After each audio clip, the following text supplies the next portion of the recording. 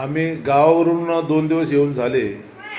ही मांजर 2 दिवस झाले आमच्या घरी आहे आणि तिला आता आम्ही जेवण वगैरे घातलं आणि ती सारखी अंगावर येण्याचा प्रयत्न करते, परंतु आम्हालाच भीती वाटते तिला अंगावर घ्यायला.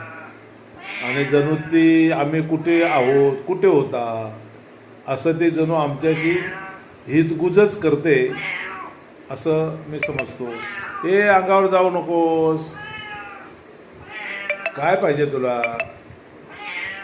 काय पाहिजे? बोल. काय पाहिजे?